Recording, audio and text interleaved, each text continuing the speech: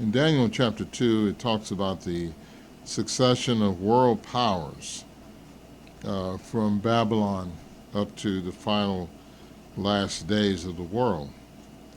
And the Bible says, after it goes through the various governments that will come, in verse 44 it says, in the days of those kings, the God of heaven will set up a kingdom that will never be destroyed. And this kingdom will not be passed on to any other people. It will crush and put an end to all these kingdoms. It alone will stand forever. And so this kingdom that God sets up will be in the days of those kings. 1 Chronicles 29:23, Solomon was said to sit on Jehovah's throne. So the kings of David were sitting on a throne provided by God.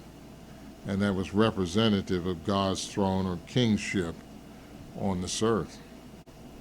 When the Babylonians came and destroyed Jerusalem, the last king in the line of David was Zedekiah.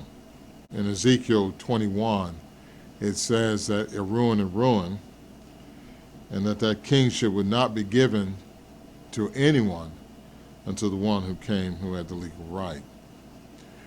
Of course, that one is Jesus Christ. So the question is, when did he receive this kingship? In the days of which of the kings did he set the kingship up? Well, we know Jesus came to this earth in the first century and was not king while on earth, but he was killed for our sake so that we might gain everlasting life. He was resurrected to the right hand of God. But as Paul showed, he was not being resurrected there just to sit there and do nothing. But as he says in Hebrews 8:1, we have a high priest at the right hand of God. As the Bible says, he was to be a priest in the manner of Melchizedek. And that's what the prophecy in Psalms 110 says, forever in the manner of Melchizedek.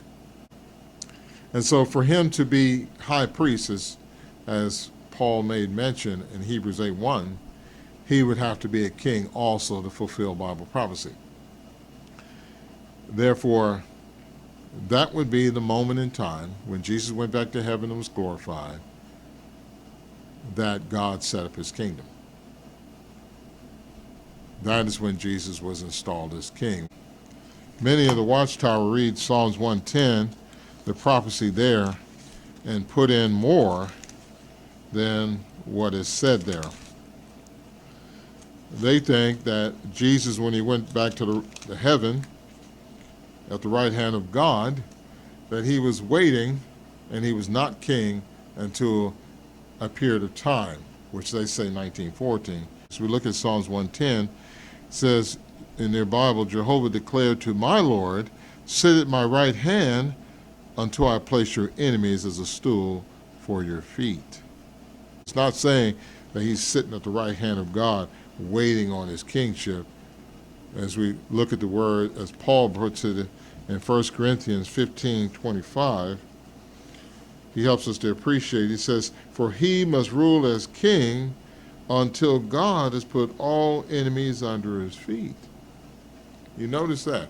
He will rule as king until God has put all enemies under his feet. So while he's waiting for his enemies to be subdued, which God does by giving him the power and the authority to do that, Jesus is ruling as king. And so as Paul brought out, he's high priest, he's also king in fulfillment of Psalms 110, forever in the manner of Melchizedek.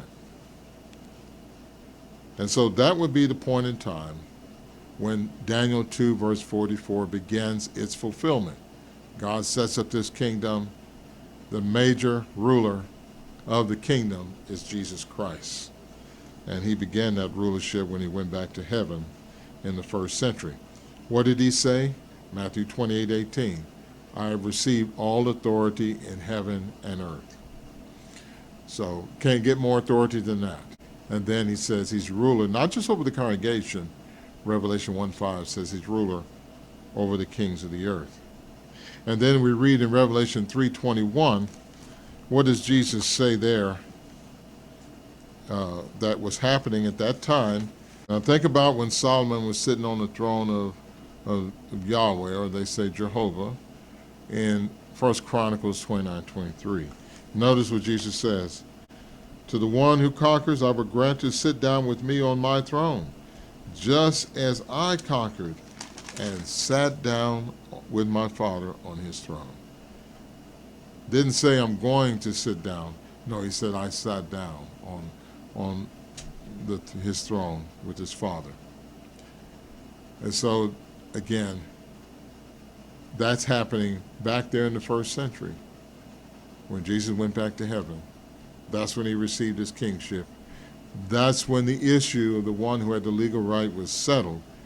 And Jesus has been ruling in the midst of his enemies, as was foretold in Psalms, since that first century event when he went back to heaven up until now, almost 2,000 years. He's been ruling in the midst of his enemies. No, not in 1914, but starting back in the first century.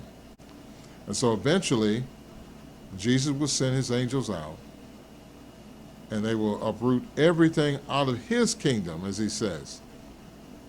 All things that cause stumbling and losses, he will send his angels out to bundle them up, throw them in the fire. The only ones that will be left will be those who've been obedient to the Christ and who want the mercy from Jesus Christ.